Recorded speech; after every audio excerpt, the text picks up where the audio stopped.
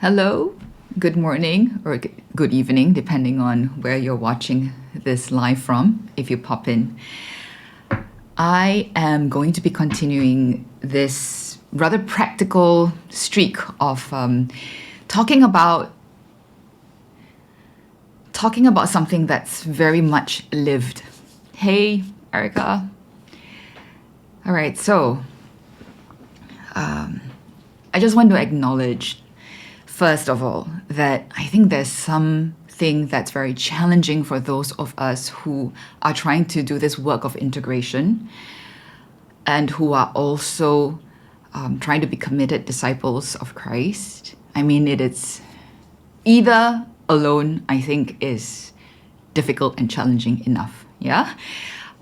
Even if we're not disciples of Christ, going on this journey of recognizing that we are people in need of healing and trying to go on that journey of healing is difficult and complex enough. Anything to do with relationships with ourselves and others is complex enough. And if you, like me, have had this relationship with Christ or have been trying to be a disciple of Christ long before you were aware of anything to do with trauma or healing, that was also challenging already. When we try and bring these two dimensions together, I think the challenge is, in some sense, on a very different plane altogether. I don't want to say that it's even harder, because I think hard is hard. They're all very, very challenging.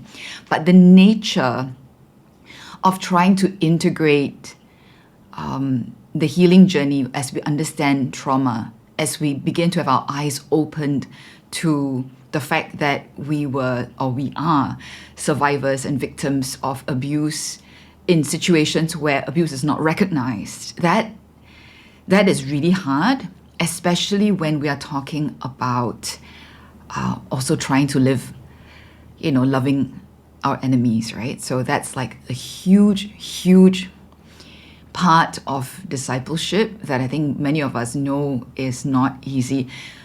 But what I want to talk about today is a perspective I think not many of us really think about. And that is that sometimes the enemy that we need to love, or that we're called to love, is in our own homes or in our own families.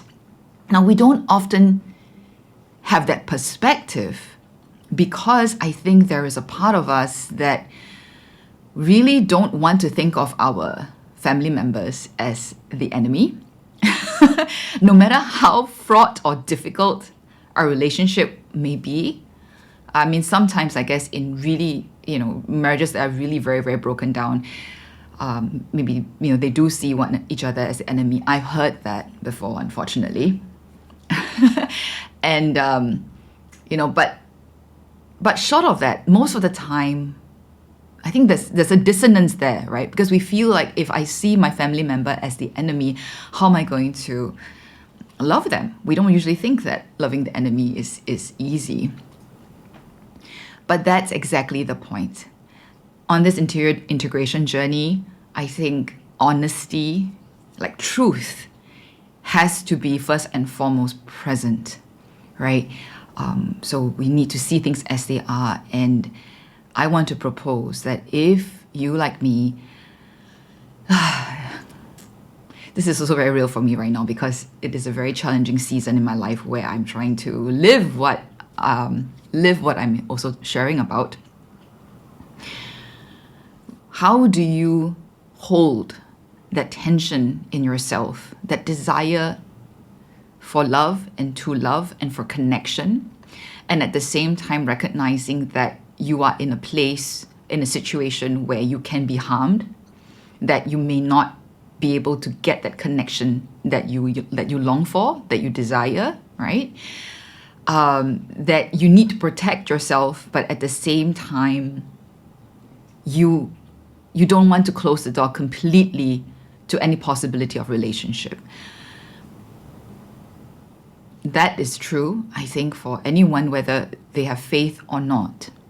But I really experienced in my own journey that when there's this dimension of Christ, of God, especially of the contemplative dimension of how suffering and love can coexist, there are a couple of things that we may find hard to navigate because they seem to come from opposite sides. Okay, so it's complex and delicate. Okay, it's complex and delicate. We are talking about both nature, because we're talking about natural relationships, right, in family, and our natural needs. We're talking about the body, the nervous system. We're talking about the nature that God gives us. But we're also talking about grace that doesn't destroy nature. So we need to remember to live the life of grace should not be in a way that goes against our nature or destroys our nature. But grace can perfect nature. Grace can bring us beyond what the natural world can do. Right? So that's a very special dimension that is present for those of us who are also disciples of Christ, trying to live this integration and healing journey as survivors of complex trauma. We must always also remember there's that additional dimension of supernatural grace, but at the same time honoring our nature. Okay, so a lot of the topics that I've talked about before, I won't go in depth in today's sharing, but they're all kind of implicit there. Okay, so for example, how do we do this without bypassing our humanity? By kind of like ignoring our real human emotional needs and just thinking that we can pray away the problem, or that loving an abusive family member, for example, means that I need to avail myself to abuse and be a doormat, right? Because if we don't have that ability to see that we are called to honor our nature as well and to love ourselves, that's often what happens. And that doesn't help anyone at all, right? So when we are aware, we don't want to bypass our humanity. We don't want to bypass our emotions. We have become aware that we are in relationships that do harm us. Whether or not the other party can see that, acknowledges that, unfortunately, a lot of times, the kind of very unhealthy, toxic, dysfunctional dynamics that we have in our families is cultural, is systemic, is intergenerational. I've been talking to a good friend of mine who also does a lot of interior work, as in she's also a spiritual director and and a counselor, and also has a very difficult family. So we've been journeying together, kind of like with one another. And we've noticed something. It's easier for us to see the toxicity and abuse in the other person's family than it is in our own. I think because always when it's your own and you've grown up with it, you can't quite see it. Not as clearly, right? We have to learn to have the eyes to recognize the harm, right? Because it may have been there since we were young. It may be there in our extended family. So it's what we think is normal. But when we see something in another person's family, it's a lot easier for us to recognize that that's really not okay. Like that's abuse, or that's really toxic, and you need to be careful, right? So, but in both our cases, like my friend and I, we recognize that it's cultural too. And that's why it's so insidious. And I've mentioned in some of my written static posts before, or in my stories in my Instagram, it's so sad that as church, as disciples of Christ, we have become blind to many practices within families that are really not okay, that are downright abusive, even if not physically abusive, which sometimes happens, emotionally abusive, spiritually abusive. And because it is part of the heritage of, let's say, the culture, right? Not necessarily just within, I'm not talking just about church culture, but let's say in the place where we grow up. Me being, for example, Chinese, Asian, we think it's okay. We don't have the eyes to call out that this is harm and that this is a part of the culture that needs to be redeemed. So this is a double bind that those of us who are now aware that this is not okay, this is a double bind we have to deal with, because most of the people around us, including our faith community, may not have their eyes opened to this fact yet. It may still be part of what they think is norm, what they understand as loving and honoring our parents may in a sense still accept behavior and action that is harmful, that does not honor the dignity of children, that that puts us in harm's way. All right, so that's that's a double bind. So it's really not easy being in this place. If you are also an interior pilgrim that's trying to navigate these waters, I just want to say I pray for you and I honor you and I ask you for prayers as well, because I think this is really the cost of discipleship, and not, it's really what it's like to try and live what we proclaim and believe. So how do we accompany ourselves? Because this is really challenging. Okay, how do we go about being in relationship with a family that's toxic or dysfunctional, while honoring ourselves and still trying to love? Okay, so what do we do when the enemy we're trying to love is our family or a family member? So I'm just going to talk about 6 gentle reminders. There are obviously going to be a lot more, but 6 reminders that I think is important and helpful, okay? So the first reminder is to acknowledge the truth of enmity. So when I started this sharing, I talked about how for many of us, we don't even allow ourselves to think of the family member, maybe a parent or a sibling or, an in-law or whatever, as enemy. But look, abuse is abuse, okay? The harm that is caused to us, to you, is real. When I say enemy, I'm just saying if in the presence of this person, you know you're going to be harmed. You've realized that you are harmed. You know you're not safe. You know that there could be emotional abuse, financial abuse in the sense of, someone maybe using money to control you. This happens a lot. This happens a lot when there is that resource, right? Someone using money to control you. There is enmity. Okay? So first is to acknowledge the truth of enmity. Do not minimize or bypass this truth. Okay? It's okay. It's okay to acknowledge the truth, because after all, we are called to love our enemies, right? As in, we need to see that this is not a healthy relationship. Love in this relationship will look very different than love in a healthy, emotionally healthy, functioning relationship. Okay, so we need to acknowledge the truth of enmity. Do not minimize or bypass this. Be clear that you are entering the arena where you're going to be putting yourself in harm's way whenever you're going to interact. Okay, our bodies instinctively know this. When we are about to meet a toxic family member, or let's say have a family gathering with our families that are dysfunctional, usually our nervous system already knows that we already go into fight or flight, right? So that's instinctive. But now we're talking about accompanying ourselves with our higher powers as well, with our cognition, with the resources that we have developed in our integration journey.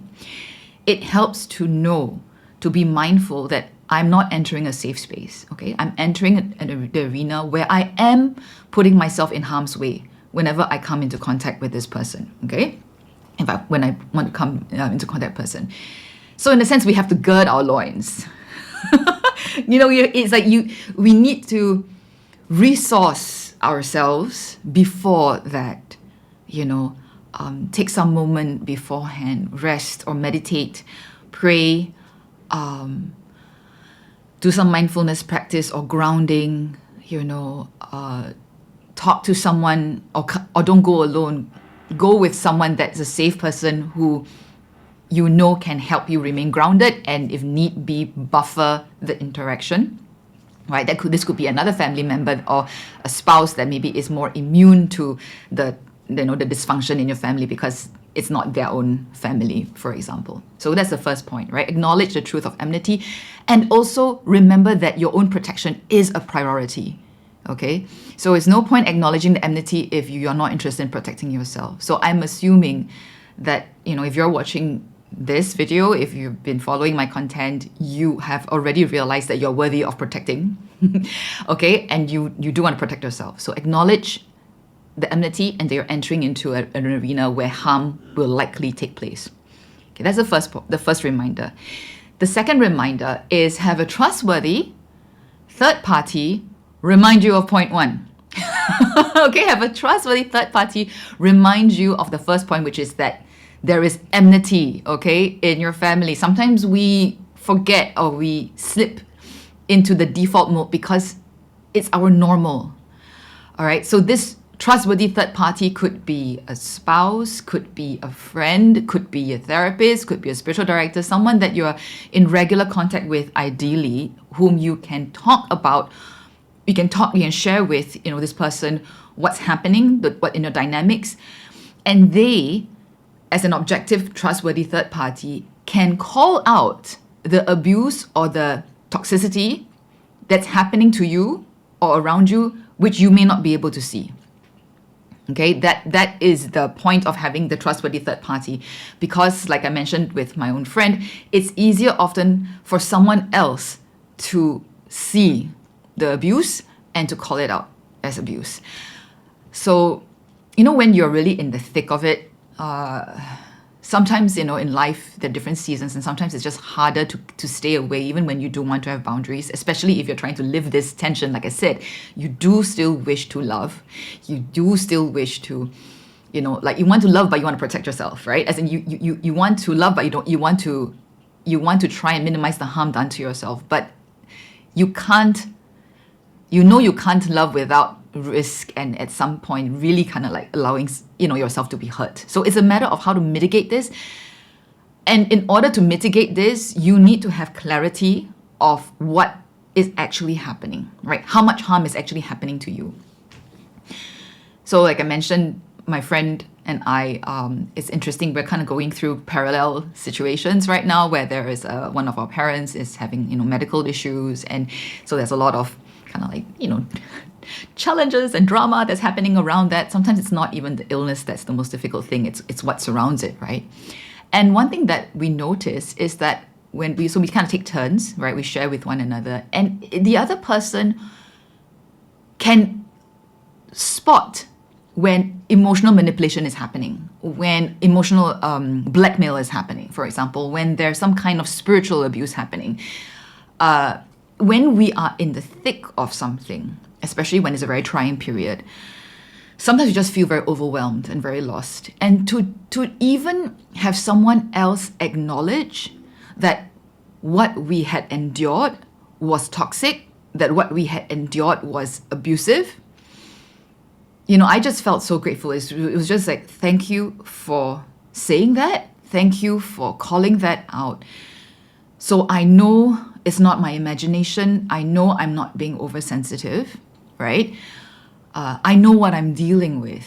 You get what I'm saying? It's like I'm here. I'm engaging in this in this arena with consciousness, with mindfulness, right? But I need to know what's exactly going on so I can calibrate when I need to withdraw, where my boundaries need to shift, whether I'm still within my capacity, or whether I need to just acknowledge that it's already beyond me and I need to stop or draw back, right?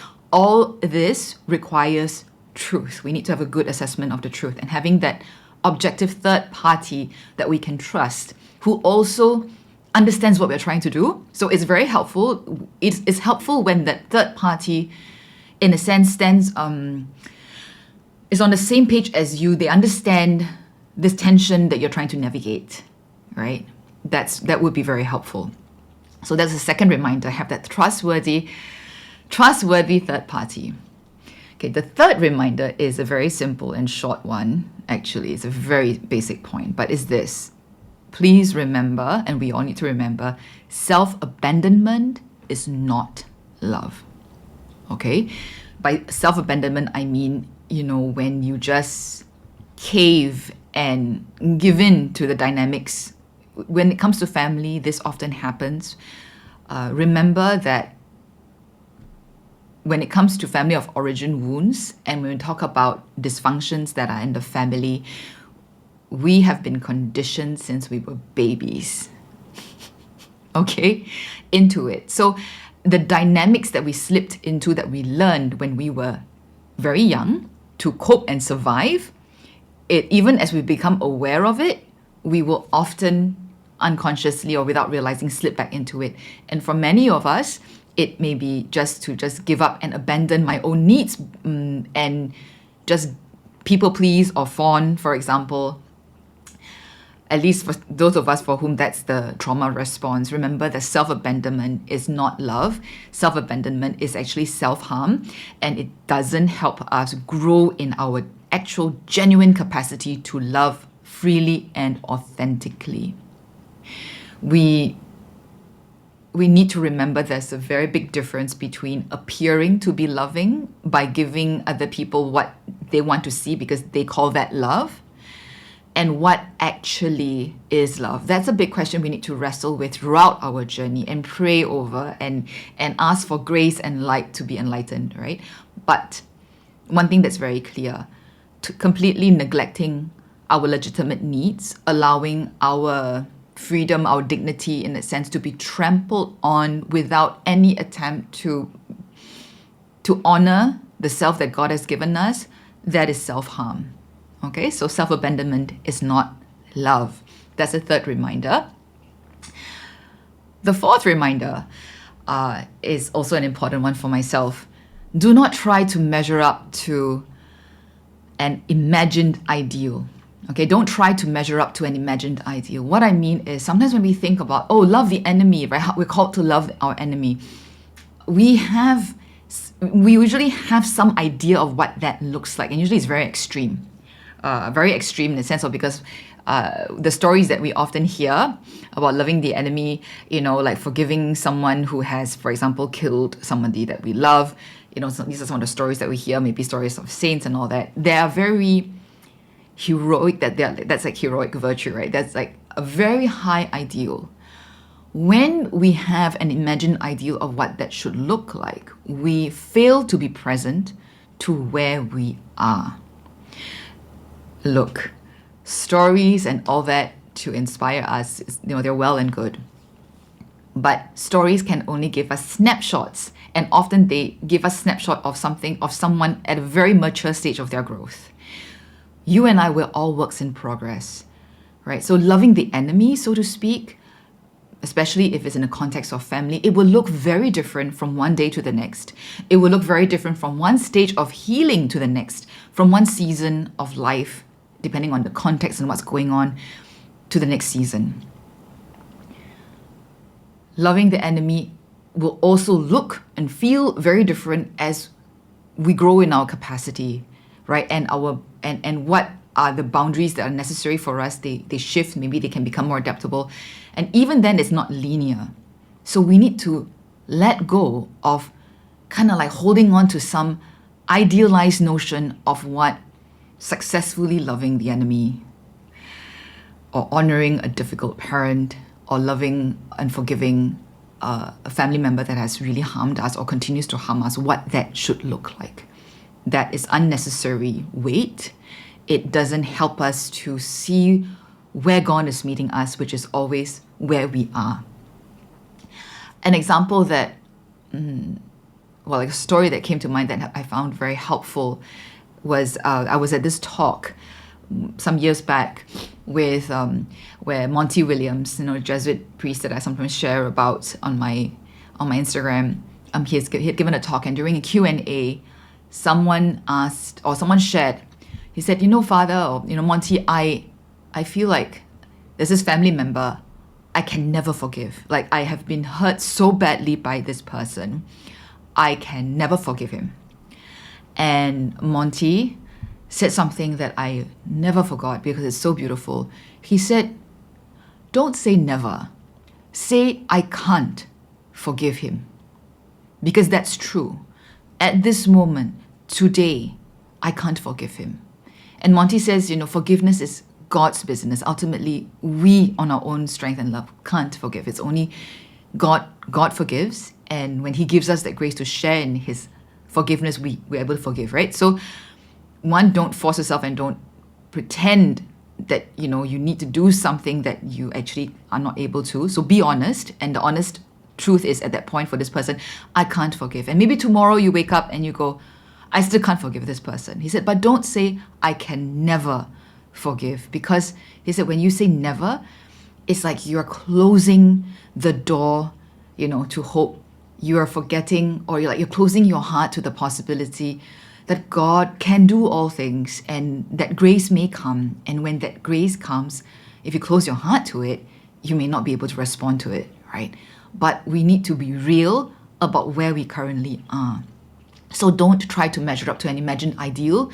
Be present to where we are at this moment and know that God is meeting us there and bringing us to the next step. Okay, so not measuring up to an imagined ideal. The fifth reminder is, of course, actually the most essential. We need to ground ourselves in God's infinite, unconditional, limitless mercy and love. In this process, in order for us to even be able to allow ourselves to just be where we are, not at some idealized notion of heroic virtue, right? But allow ourselves to be where we are. We can only do that. We can only allow ourselves to be where we are when we ground ourselves in God's love that covers everything, covers all our lack, that encompasses and holds and doesn't change regardless of how well we're doing or how poorly we're doing at loving. It's like it is God's love, this God's love that's more than enough, that gives us the confidence and the security to wait and to know that sometimes I may be able to have more capacity, and sometimes I have to retreat and lick my wounds and stay away and maybe draw harder boundaries. All of that is okay. It's okay because you know what? God's love is all around us, and it doesn't just surround me, it surrounds the person that's harming me, the person that I'm finding difficult to love. God's love that surrounds me, that I can ground myself in, also enables me to be able to say, yes, I also hurt the other person because I'm not able to love perfectly, and that's okay. See, being grounded in God's love helps us to not be defensive about how we have hurt the other too. When we are not secure in God's love for us, we often become blind to our own shortcomings. We only see how the other party hurts and harms us, right? That's not the full truth. So when we can ground ourselves in the security of God's love for us, we find that we're not threatened by our own lack, and we are also very clear-eyed about the harm that is coming or happening to us, and maybe the harm that we are inflicting on others. We don't need to force ourselves to do anything we're not ready to. Okay, so the grounding in God's love is the fifth reminder. Okay, so that we know no matter how poorly we may seem to do in our own eyes or in the eyes of others, that's a very challenging thing, right? We may realize already that this is the best that we can do and that actually it's okay, but it may not be okay to other people. We may have other family members or relatives that would judge us according to maybe the cultural standards that hold all of us, right? That may be part of the dysfunctional pattern that we've inherited, and we will have to deal with that burden, how others may see us, or how even the part of us that may judge ourselves as being unloving, a bad Christian, or a bad family member, spouse, daughter, sibling, whatever it is. When we are grounded in God's love, we can be at peace, in a sense, allowing these other parts of us or other people having those opinions. We can allow for that to happen without us changing our course, right? So we still maintain our interior freedom to act as we need to act, as we choose to act. And the sixth and final reminder that I wanted to share for this live is so important also. God sees your hidden suffering, even if nobody else does. God sees your hidden suffering, even if nobody else does. The thing about toxic families that's so painful is it's often very hidden. It's often very invisible, right? We don't, it's not like we usually, especially if it's emotional kind of wounds that's happening and not physical, people can't see it.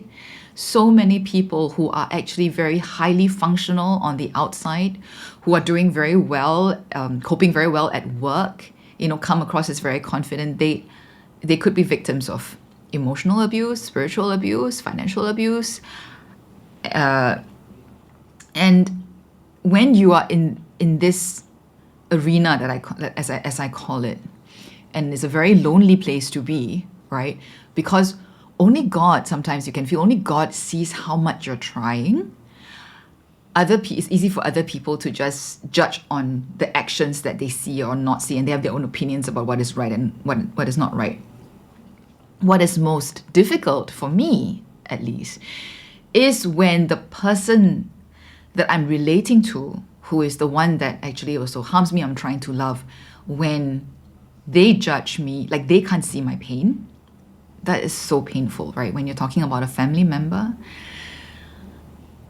that accuses you of things and then cannot see your pain as they're inflicting pain on you, and then saying that you're not strong or that you're not following Christ enough. I don't know whether this is something that's familiar to some of you. I've heard of this kind of thing happening definitely in more than a few people's lives. Okay, that's another one of very, very tricky things for those of us who are in religious families. There's a lot of, the issues are kind of all intertwined. Somehow religion and spirituality is also get tied into the dysfunctional emotional dynamics and all that. So to live this tension is really very challenging, right? So I just want us all to remember, I want us to remember, when you feel like no one can see your pain, when you feel like no one can understand your suffering and it's just too tiring to even sometimes try and talk about it to anyone, you're not alone. God really does see that suffering, that hidden pain, and He mourns with us and He honors us for the cross that we bear. The cross that we bear. Personally, there's something that's always very hurtful for me is when I'm told that I'm not carrying my cross, I'm judged as not carrying my cross, as trying to shirk anything that's difficult and painful by the very person who is my cross, or who is a big contributor to my cross that I'm carrying. And there are times when, it's tempting to feel like, what's the point even in trying? And so that's a good question. That's a good question because it always helps me to purify my motive. Am I engaging or am I doing this because I truly, freely want to? Or because I really feel I'm obligated to and it's my duty to do so, or else I'm not a good ... not a good woman, not a good child, not a good, a Catholic, whatever it is.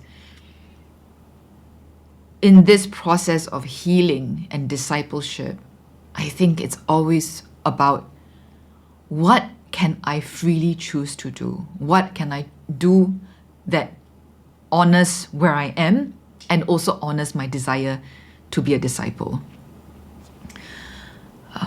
Okay, I see a question come in.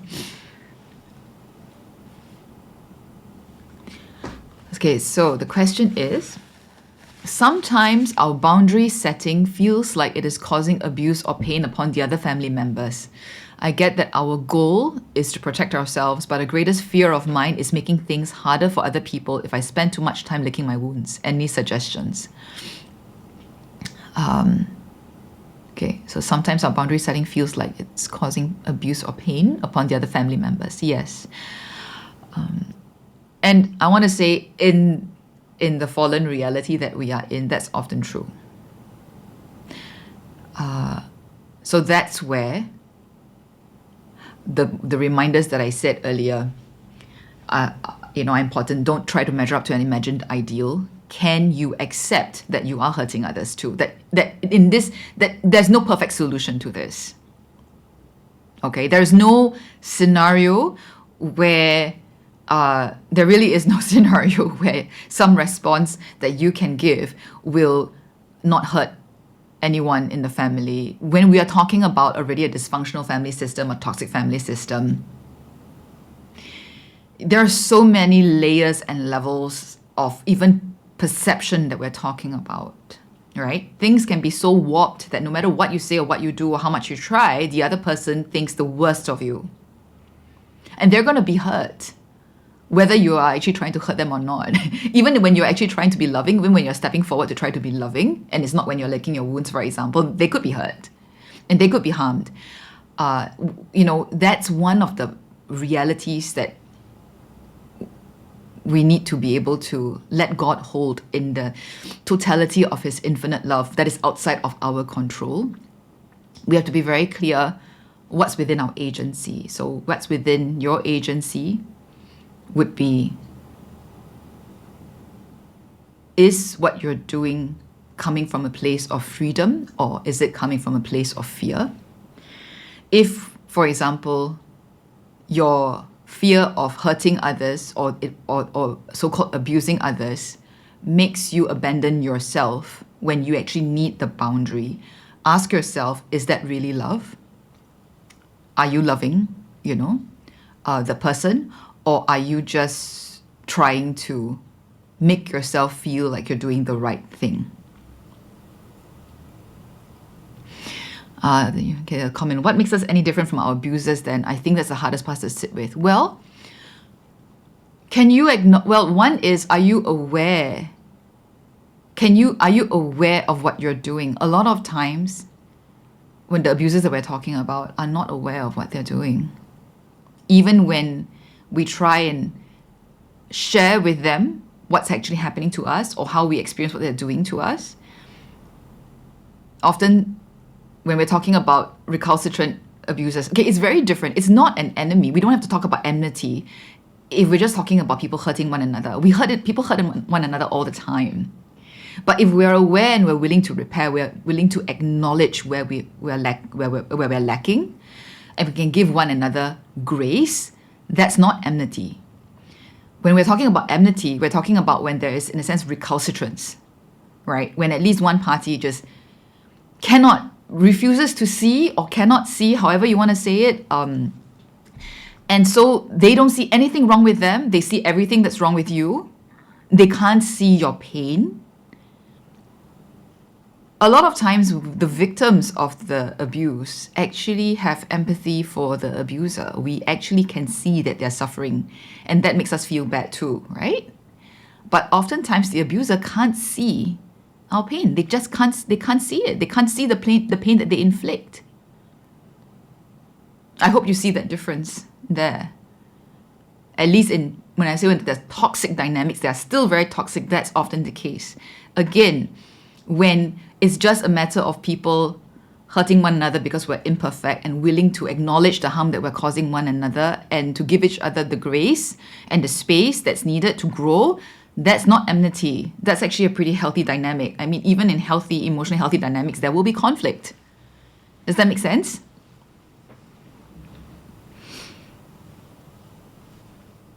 Please let me know if that makes sense, or if you want to clarify, go ahead and make another comment. The kind of dynamics that I'm talking about is where, you really often, it's like on our part, okay, we can't control what other people do, right? But on our part, it can feel like we're already doing everything we can to remain in that relationship, but also protect ourselves. Yeah. as in that we've learned to value ourselves and not just allow ourselves to be used. So in toxic dynamics or abusive dynamics, and it could be a systemic thing, right? Especially if this is intergenerational. Let's say if this is something that we are experiencing from our parents, that could be because that was what they experienced from their parents, and then their parents from their parents, and it was the norm, and it's not seen as problematic. That's why even the church talks about the need to redeem culture, right? Culture, not everything about any culture is culture still needs to be redeemed. How can we see what is it needs to be redeemed? Only the light of Christ can show that to us, really, in the concrete, right? So it's the kind of challenge where you're dealing with maybe people that can't change.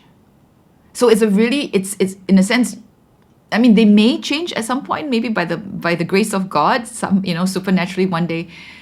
But realistically speaking, we have realized that we can't expect them to change. And the question is, how can I love this person if this person doesn't change? What would love look like in this scenario when every time I'm in contact with them or with this person or with my family, I come out bruised and battered emotionally, spiritually? That's a very legitimate question, right? And that's the kind of situation we're talking about, that those of us who still choose to engage, in a sense we are not giving up totally, we need to constantly ask ourselves. And I just want to say, remember that one of the reminders there was that because we don't measure ourselves up against an ideal, and that can look very different from day to day. That can look very different from stage to one stage of our healing to the next stage. Yeah. This is something. There is really something supernatural also in terms of supernatural grace that holds all of this. But I just want to repeat again, like I said at the very beginning, grace does not destroy nature, right? Grace perfects nature and can help us transcend, go beyond our nature. We are meant not to just give up trying to honor the self that God has given us, to honor the body that is God's temple, to when we learn that we are being harmed, we're not meant to just play dead or let the abuse continue to happen. It's both and, right? It's both and that's what makes this difficult. It's usually, it may feel easier, we can relieve the tension by just choosing one or the other. But it's a process. It looks different at different points. It is imperfect. We are not God. We will make mistakes. We will harm people along the way. That's allowed. As in, like, allowed in the sense that, we're not God. And I think that is such an important part of it, to ground ourselves in that love that covers and holds all of this beyond what we can see and what we can accomplish on our own. Are there any more questions? Now, this is a deep and heavy, very important topic to those of us who live in this reality. And I really, really hope that the reminders that I shared in this life will help those of you who know what I'm talking about firsthand, and to have hope. Sometimes, or a lot of times, I think especially when it gets very intense, we really can just do things or see things kind of like one step at a time, one day at a time. Is there any particular question you want me to clarify on? No? Are we good? Okay, if that's the case, as I wrap up, I'll just remind you what the 6 reminders are, right? When the enemy you're trying to love is family, when you're trying to integrate honoring yourself, healing, going on this healing process as a survivor of complex trauma, and at the same time wanting to follow Christ and love but love while honoring your need and loving somebody who may be harming you.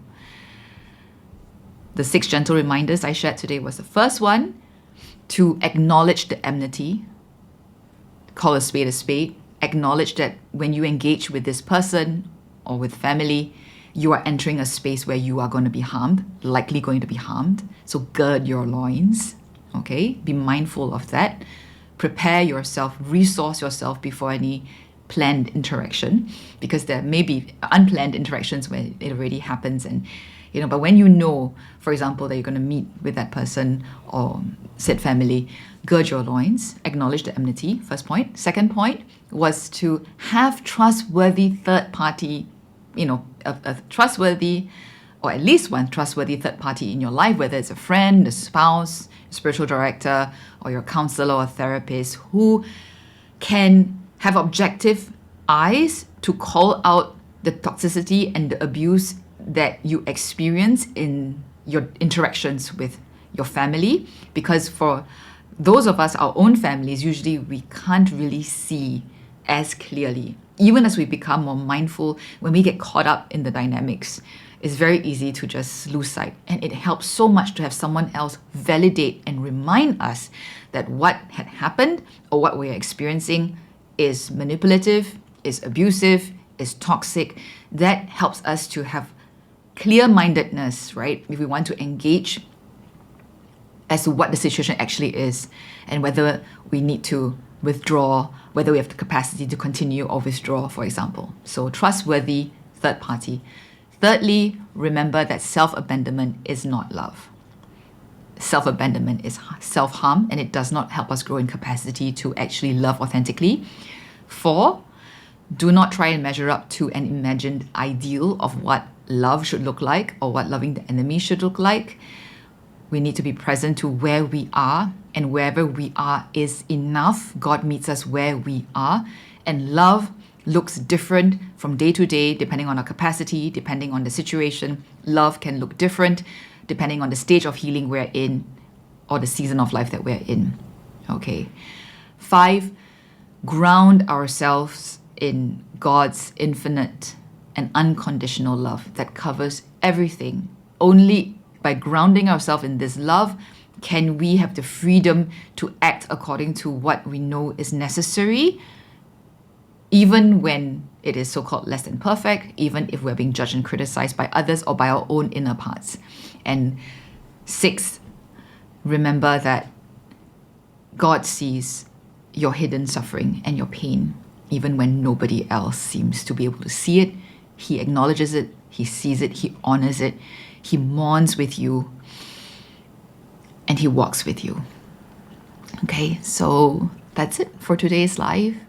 Rather somber topic, but I hope it encourages those of you who are walking this way of the cross, this particular way of the cross. God bless, and until the next live, bye.